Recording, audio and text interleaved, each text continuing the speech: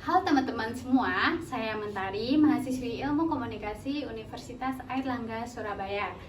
Di sini saya pengen berbagi ilmu sedikit tentang masalah yang sering kita dengar mungkin, yakni tentang bullying.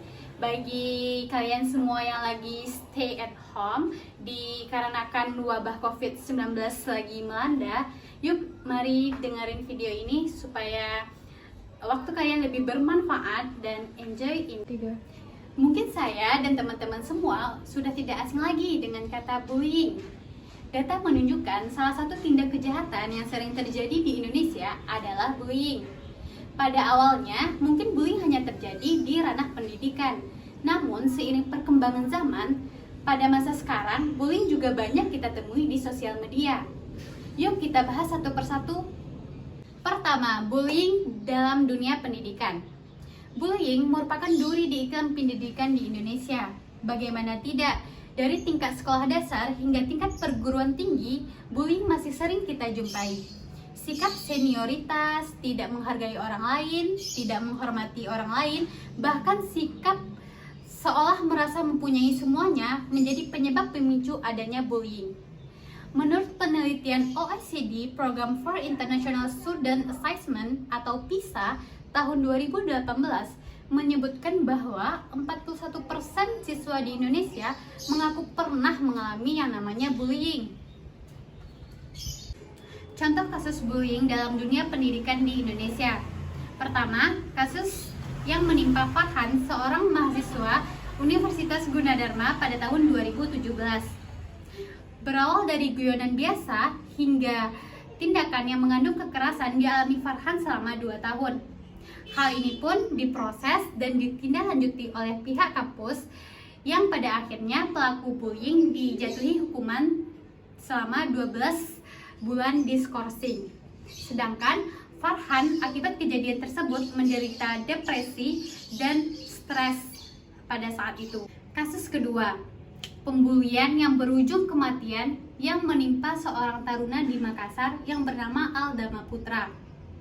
Hal ini berawal dari kejadian yang sangat sepele, yakni Aldama diketahui tidak memakai helm pada saat di lingkungan taruna. Hal ini pun mendapatkan reaksi yang tidak sepantasnya dilakukan oleh senior, yakni para seniornya menganiaya Aldama hingga menyebabkan Aldama tewas. Hal ini pun ditindaklanjuti oleh pihak pendidikan instansi yang berwenang dan pihak kepolisian. Kedua, bullying yang terjadi di sosial atau biasa kita sebut dengan cyberbullying. Perkembangan teknologi informasi menyebabkan setiap orang bebas menyampaikan pendapatnya dimanapun, kapanpun tanpa adanya batasan tertentu. Hal ini yang mendorong terjadinya cyberbullying. Menurut penelitian Badan Asosiasi Penggunaan Internet di Indonesia pada tahun 2019 menyebutkan bahwa 49% pengguna internet pernah mengaku mengalami pembulian. Dan respon yang dikeluarkan terhadap pembulian ini berbeda-beda.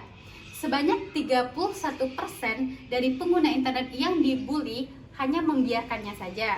Sebanyak 7% memilih untuk membalas dengan komentar serupa. Sebanyak 5% memilih untuk menghapus komentar-komentar yang tidak diinginkan tersebut. Dan sebanyak 3% memilih untuk melaporkan pada pihak yang berwenang.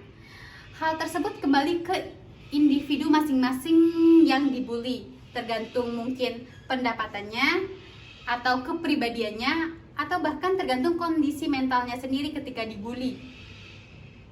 Contoh kasus cyberbullying di Indonesia. Umumnya, kasus cyberbullying terjadi di kalangan orang-orang terkenal seperti artis, tetapi ada juga terjadi di lingkungan terdekat kita sendiri. Di lingkungan artis, biasanya cyberbullying didapatkan dari para haters atau bahkan fans artis itu sendiri. Contohnya saja, perubahan drastis wajah Aurel Hermansyah dari anak-anak hingga remaja seperti sekarang menimbulkan banyak spekulasi dan komentar negatif dari para netizen. banyak yang menganggap itu sebagai operasi plastik atau yang nggak wajar dan sebagainya. Hal ini pasti saja mengganggu Aurel secara psikologis ataupun mental. Tetapi balik lagi ke Aurelnya itu sendiri, bisa menghadapi dengan bijak atau bagaimana. Yang kedua, cyberbullying ini juga terjadi pada orang lingkungan kita sendiri. Seperti contoh, saya ngupload sesuatu atau kegiatan di sosial media. Ada yang mengomentari, tar lo kok gak produktif banget sih? Kok video lo jelek banget sih? Hal ini mungkin biasa saja bagi orang yang mengomentari, tapi mungkin menyebabkan mental orang yang dikomentari itu drop. Contohnya, mungkin kalau ada yang komentari video saya, tar kok video lo jelek banget sih? Mungkin kalau mental saya terganggu, mungkin aku nggak bakalan bikin video dan upload di YouTube lagi. Contohnya, itulah bahaya cyberbullying yang harus kita ketahui. Karena cyberbullying ini tidak hanya menyerang seseorang.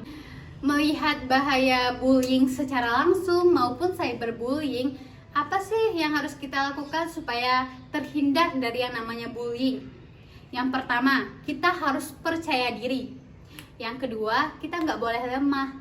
Ketiga, jika kita mendapatkan perlakuan yang kurang mengenakan, harus laporkan atau ngadu ke orang tua, sahabat, atau bahkan pihak berwajib jika itu telah berlebihan.